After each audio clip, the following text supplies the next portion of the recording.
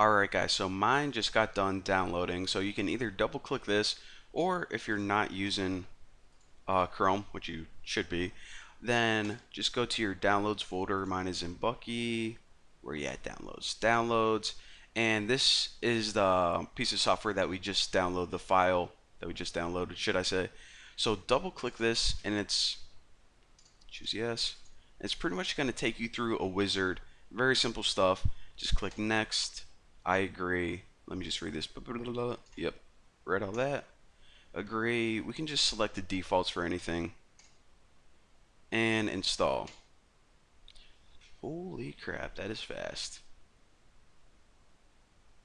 Alright, so this bad boy's installing, and once it's ready, and actually it puts icon on your desktop, which is actually really handy by default.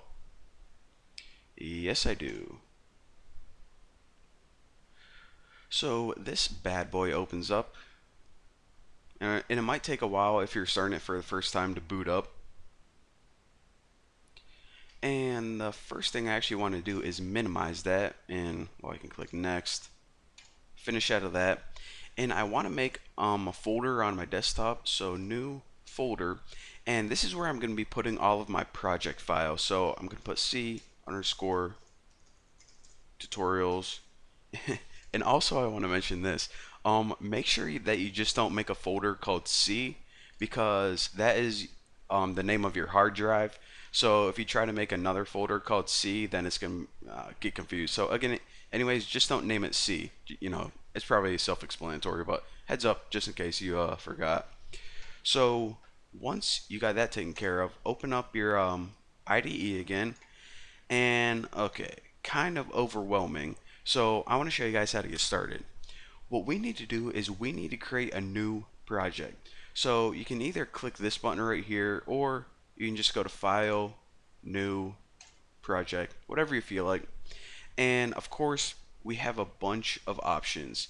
And what we want to select is this right here, Console Application. This is basically just a simple program for your desktop. It's not like for a phone. It doesn't have any weird settings or anything like that. So Console Application, and hit go.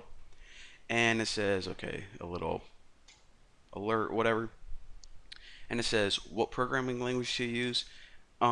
Basically, this piece of software can use two different languages. C++ is like, well, we're not learning it. So just go ahead and pick C, because, well, that's what this tutorial series is about. Click next, and it says, okay. The first thing is give a title to your project. And I'm just going to name mine, actually, I'm probably going to be using this one for a while. So I'll just name it Bucky's program. Something stupid, probably the stupidest thing you can think of.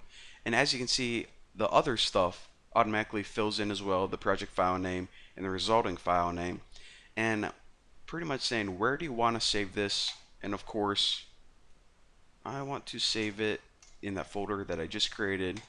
Click OK and click next. All of this stuff is good by default, basically asking what compiler do you use, but whenever you download it, everything is set up perfectly, so don't mess with any of this stuff.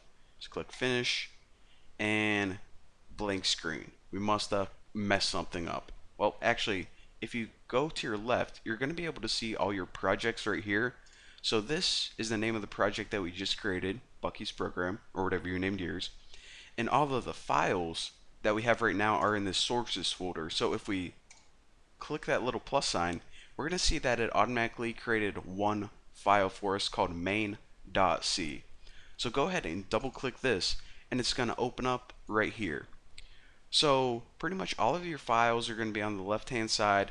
This right here is pretty much your text editor, like Notepad, and up here are a bunch of settings that I'm not going to like explain every one right now, because it would be like the most boring video ever. So I'm just going to be explaining them as we need them. So basically, the first thing that we see is we get all of this by default, and this is actually a very simple program.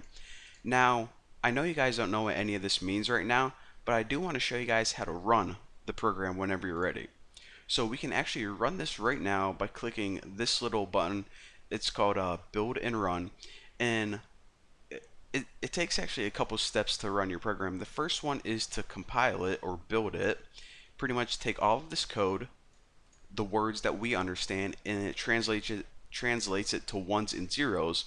Now, once you have that program or that file that the computer can run, you can click run, or you're just going to be clicking this and it does it all in one shebang. So click this, it builds it, converts it, and runs it, and the final result of this program, it just prints out hello world on the screen. So again, I know you guys don't know what all these words mean and why we're using all these symbols, but I just want to show you guys how to get up and started right now. And in the next tutorials, I'm going to be explaining what all this crap is and how we can, well, start making programs. And actually, before I let you guys go, the last thing I want to mention is in these tutorials, I'm going to be typing a whole bunch of source code. And if you guys just want to like sit back and watch the tutorials and then get the source code later on, I'm going to be posting all of the source code on my website. So if you go to my website, buckysroom.org, and if you click forum,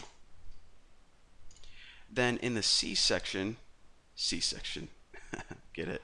Anyways, if you just click that right there, then of course my source code isn't posted right now because I haven't typed anything yet. I'm just making the videos now. But all of the source code is going to be right here. Just click on it will be like source code for the tutorial number 4. Click it. You can just copy the code and boom, I'll give it to you guys for free. So thank you guys for watching, and well, I'll see you guys in the next video.